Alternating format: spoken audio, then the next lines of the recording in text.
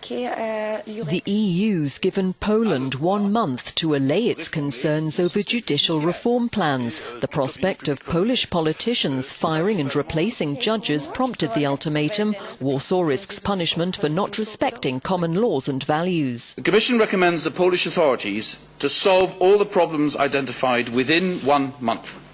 The Commission's recommendation asks the Polish authorities not to take any measure to dismiss or force the retirement of Supreme Court judges. If such a measure is taken, the Commission is ready to immediately trigger the Article 7(1) procedure.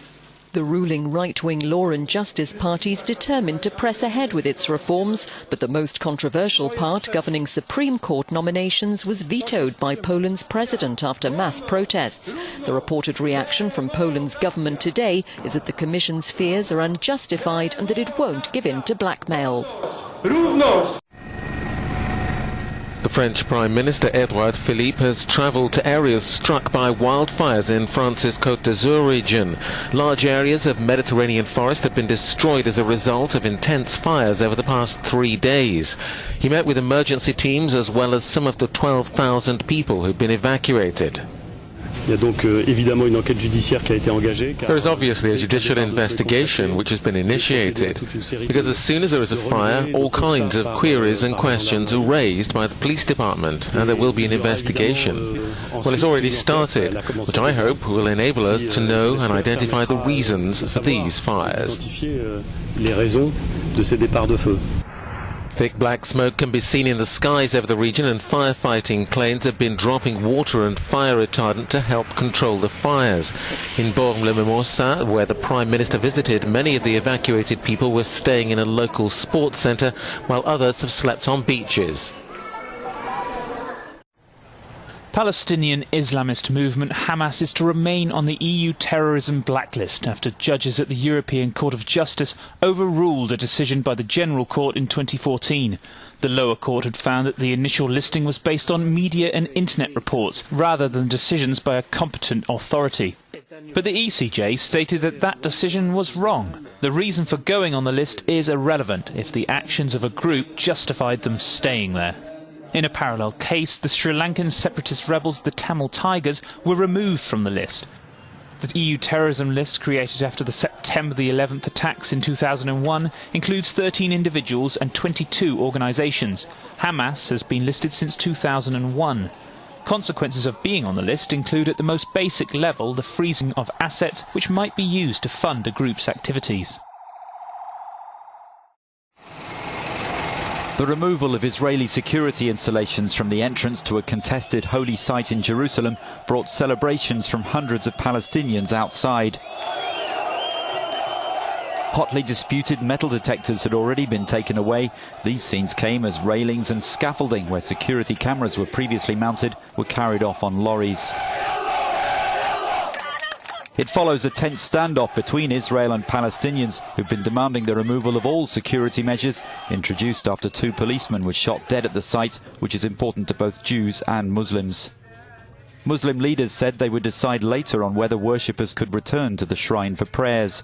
Earlier, rival Palestinian factions called for more mass protests.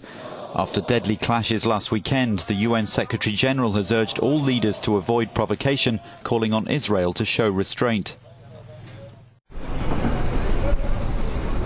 Bilateral relations between Russia and the United States will not recover anytime soon. That's the view of a senator at Moscow's upper house of parliament who says that ties could deteriorate. Konstantin Kosachev was presenting Russia's reaction to a US bill proposing the tightening of individual sanctions against Russia. In such areas as cooperation in trade, economics, science and technology, as well as cooperation in major modern challenges, settling regional conflicts, fighting terrorism and other topics, we should certainly choose such countermeasures that, firstly, keep our own interests intact, and secondly, such measures must be painful for Americans. They should not be just symbolic, not just showing the flag, he says. Before the bill becomes law, it must also be passed by the US Senate and then signed by President Donald Trump. On Tuesday, the US House of Representatives passed the bill against Russia, Iran and North Korea. By the governments of Iran, the Russian Federation, Kremlin spokesman Dmitry Peskov described the news as rather sad for the future of Russia-US relations. Donald Trump, who has been no stranger to controversy since obtaining the keys to the White House, has once again sparked a social media firestorm. This time, the fury comes after the president tweeted a new criterion for applicants to the US military: no transgenders allowed. As is often the case, Trump took to Twitter to reverse a policy put in place by Barack Obama 1 year ago. He said that after consulting with his generals, the army would not allow or accept transgender individuals to serve in any capacity due to the tremendous medical costs and disruption they would cause. Former Defense Secretary Ash Carter denounced the president's position, as did ex-soldier Chelsea Manning, who also chimed in on the social media debate, branding the move cowardice.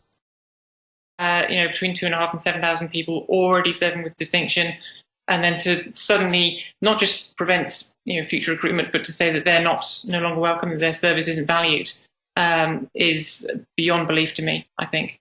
I have many friends in the US military, both current and past serving, and I can only imagine how they're feeling right now.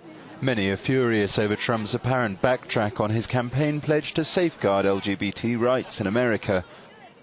After casting himself as a gay rights candidate, Trump has only managed to further alienate a community he promised to help.